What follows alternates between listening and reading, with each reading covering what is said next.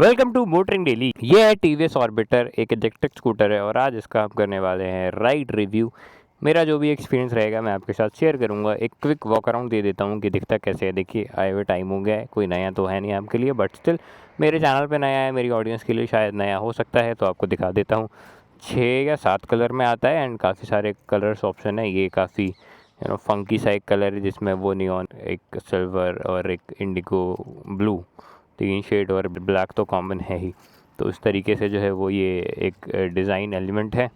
काफ़ी rectangular shape आपको दिखेगा। यहाँ पे ऐसे एक ये दिखेगा, फिर यहाँ पे एक ऐसे ये दिखेगा जहाँ पे आपका फुटबोर्ड होता है, फ्लैट बेसिकली है एकदम, पैर रखने वाली जो जगह होती है। और मतलब एट अ फर्स्ट साइड जब मैं स्टार्टिंग में आया था, मैंने देखा एक दो लोगों को, मैंने कहा यार ये कोई नया ब्रांड तो नहीं आ गया है जो डिलीवरीज़ वालों के लिए बना रहा है।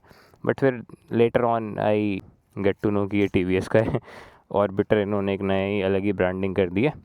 स्टार्टिंग में आपको देखने में लगेगा कॉम्पैक्ट है, जैसे आपने एक इनका आई क्यूब स्कूटर देखा होगा, वो लगता है एक स्कूटर जैसा। ये अनलाइक आई क्यूब थोड़ा डिफरेंट है, शार्प है, कॉम्पैक्ट है, पतला सा है। किस तरीके से मैं इसको डिस्क्राइब करूं। एलईडी हेड लैम्प्स हैं, इनका थ्रू काफ़ी अच्छा है, आपने वीडियो में देखा होगा, मैंने चैनल पर डाला था।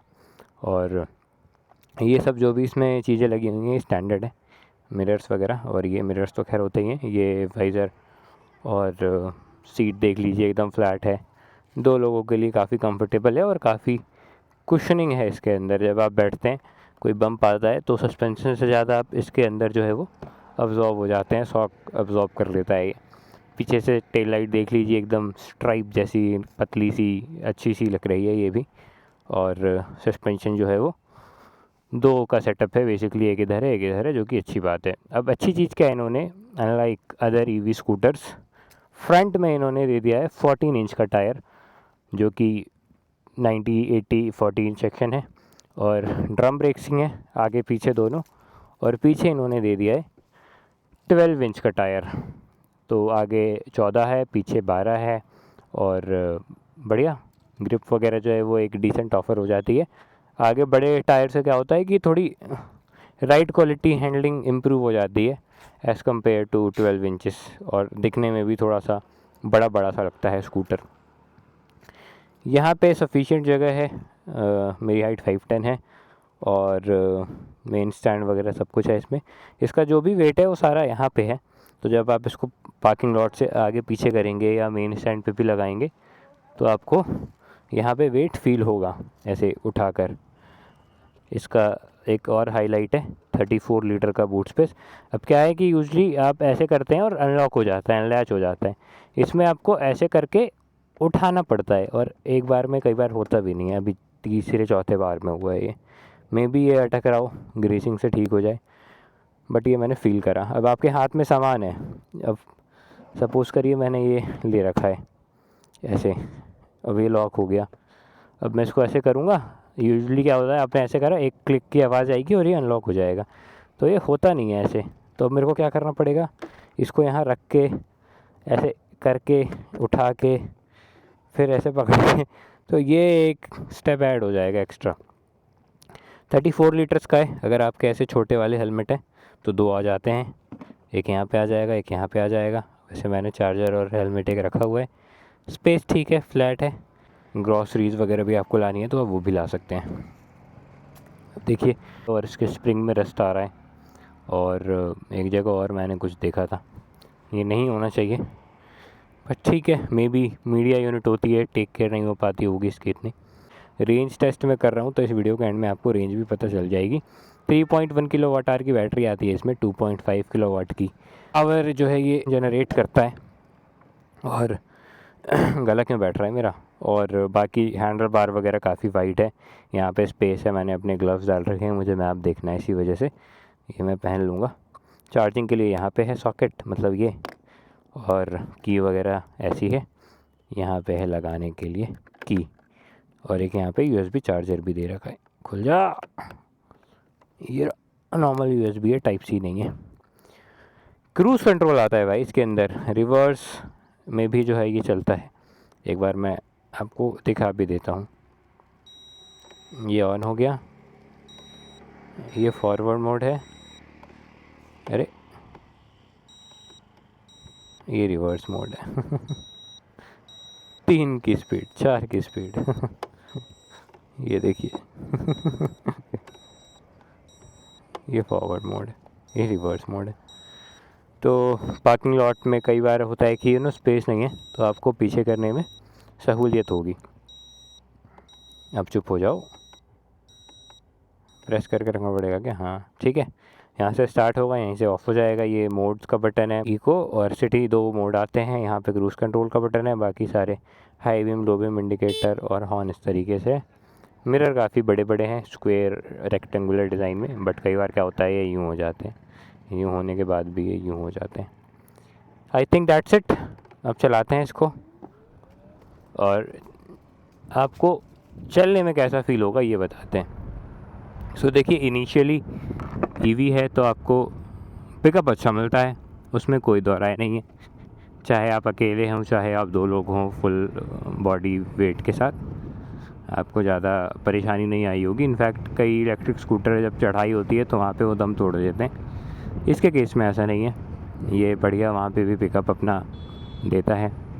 क्या कर रहा है भाई, क्या कर रहा है? मेनली आपको जिस चीज़ के लिए एक स्कूटर चाहिए होता है, आपके लोकल रन्स के लिए, एसेंशियल्स के लिए, स्कूल बच्चों को स्कूल छोड़ने के लिए, उन चीज़ों में ये बखूबी आपका साथ देगा और कोई दिक्कत परेशानी नहीं आती है वहाँ पे। इसमें टॉप स्पीड इसकी जो है वो 68 किलोमीटर पर आवर है और इको मोड में जो टॉप स्पीड है वो 45 किलोमीटर पर आवर है। तो नंबर्स का तो यही है जी। बाकी आउटराइट परफॉर्मेंस फील कैसे होती है, वो बढ़िया होती है। तो 50 मिनट दिखा रहा है, 28 किलोमीटर है घर मेरा और स्कूटर चल गया है 22.1 किलोमीटर। तो कंप्लीट तो आज मतलब इस रन में नहीं हो पाएगा, बट स्टिल मैं कोशिश करूँगा कि उसके बाद भी मैं इसको चलाऊँ कहीं ना कहीं। अब देखिए, ओवरऑल राइड क्वालिटी ऑर्बिटर की अच्छी है। ऐसे रोड्स पे मैं चला रहा हूँ अभी, आप देख सकते हैं। और बिग व्हील्स से फ़ायदा भी होता है कि आप कॉर्नर वगैरह पे भी थोड़ा बहुत जो है वो कॉन्फिडेंट फील करते हैं। प्लस ईवी है, सिंपल, ज़्यादा कुछ है नहीं। ब्रेक्स थोड़े और बेटर हो सकते थे, स्पेशली पीछे के। आगे के भी ठीक है, बट आगे क्योंकि ड्रम ब्रेक्स हैं तो वो कॉन्फिडेंस नहीं आता है, रोड जो है वो ग्रिप लूज़ करने लगते हैं ये देखिए बट ठीक है, आप ईवी स्कूटर ले रहे हैं तो आप ऐसे नहीं चलाएंगे। रही बात पावर वगैरह की कि फील वगैरह कैसा होता है, तो अच्छा चलता है। पावर वगैरह में आपको ज़्यादा कंप्लेन नहीं होगी। टॉर्क डिलीवरी, पावर डिलीवरी अच्छी है इसकी। हाँ, ये है कि इसकी 68-69 टॉप स्पीड है जो आप अभी देख रहे हैं। तो ये अभी अपने टॉप स्पीड पे चल रहा है और ये कंफर्टेबल है। हैंडल बार, एक बार को आप बैठेंगे एक नॉर्मल कन्वेंशनल स्कूटर से तो ऐसा लगेगा किसी मोटरसाइकिल का हैंडल बार है। थोड़ा वाइड फील होता है as compare to other petrol scooters. Police चौकी मांगर, स्पीड कम हो जा रही है तब एक्टिवेट हो रहा है। What is this? मुझे 60 पे चाहिए बट ये 50 पे आगे लगा। ऐसा तो नहीं है कि क्रूज़ कंट्रोल 50 पे ही काम करता, उससे ऊपर काम ना करता हो। ये तो मुझे भी चेक करना पड़ेगा। अगर मैं ओपन रोड पे चल रहा हूँ तो मैं एटलीस्ट फुल टॉप स्पीड पे तो चलूँगा इसकी। अगेन पहले इसकी टॉप स्पीड रीच कर लेते हैं 69। अभी मैंने क्रूज़ कंट्रोल प्रेस करके रखा है। अगर मैं थ्रॉटल छोड़ के दबा रहा हूँ तो अच्छा, तो ये आकर 50-52 पे ही लग रहा है भाई क्रूज़ कंट्रोल इसका। बाकी एक बार मैं क्रॉस चेक कर लूँगा कि इस यूनिट में ऐसा है या है ही इसमें दिक्कत। मतलब दिक्कत क्या, मतलब कोई पॉइंट नहीं है ना 50 पे क्रूज़ कंट्रोल लगा के चलने का यार। एटलीस्ट 68 टॉप स्पीड है तो 60-65 पे तो लगो। ये 70 चली गई, इंक्लाइन है तो। अभी मैंने ये प्रेस करके रखा है अगेन, अभी ले नहीं रहा है इस स्पीड पे। देख रहे हैं, अगर मैं थ्रॉटल छोड़ूं और फिर प्रेस करूं तो फिर भी नहीं ले रहा है। ये आगे ले रहा है 50 to 50, मतलब 52-53 से नीचे ही क्रूज़ कंट्रोल काम कर रहा है। बाकी रेंज अपडेट ये है कि 33.4 किलोमीटर चल गया है स्कूटर और 67% बैटरी लेफ़्ट है। 17 किलोमीटर की रेंज है और ये टोटल चल गया है 89.5 किलोमीटर। तो अब देखना ये है कि ये मेरे घर पहुंच जाएगा, जो कि अराउंड 12 किलोमीटर है। अभी मैं नेहरू नगर हूँ, आश्रम पहुंच गया घर। 5% बैटरी बची है, 103.5 किलोमीटर है और ये घर आ गया हूँ मैं। अब मैं इसको 5% भी ख़त्म कर सकता हूँ, ये 6 किलोमीटर और चल जाएगी। तो अगर आप उसको ऐड कर लोगे तो 108.5 किलोमीटर है।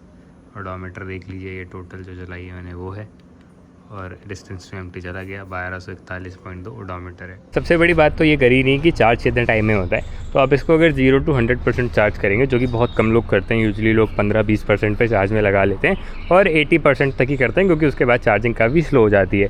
बट स्टिल मैं आपको एक प्रैक्टिकल नंबर्स बता देता हूँ कि अगर आप 0 to 100% चार्ज करेंगे तो 6 से 6.5 घंटे में जो है ये पूरी हो जाती है चार्ज। 80% करेंगे तो 3-4 बार घंटे में हो जाएगी। अगर आप 10-15% से करेंगे और एकदम 0 से करेंगे तो यूँ लगा लीजिए आपकी 5 से 6 घंटे, मतलब आप ओवरनाइट इसको लगाकर छोड़ देंगे तो ये पूरी चार्ज हो जाएगी, अगर आपने पूरी बैटरी ड्रेन कर ली है। तो चार्जिंग टाइम भी मैंने आपको बता दिया कि 6 घंटे के आसपास होता है। और जो मेरे टेस्ट में एक रियल लाइफ रेंज निकल कर आई है वो आई है 110 से 115 किलोमीटर के बीच में। अगर आप इसको मिक्स कंडीशन में चलाएंगे, आराम से चलाएंगे, मिक्स जैसे आपका एक यूज़ होता है, कभी प्लेन के साथ, कभी अकेले, कभी कुछ सामान लेकर आप जा रहे हैं, कभी आप सिर्फ अकेले ही चल रहे हैं, तो ये सारी कंडीशन में अगर आप इसको चलाएंगे तो आप इतनी रेंज इससे निकाल लेंगे। यहाँ पे एक हुक है, तो आपको अगेन यहाँ पे भी कोई सामान अपना हैंग करना है 3 kg तक का, तो वो भी आप कर सकते हैं। चार्ज यहाँ से होती है, इसके अंदर यहाँ पे कोई भी कन्वेंशनल हुक नहीं दे रखा है, जो सामान आपको रखना है आप यहीं रख सकते हैं।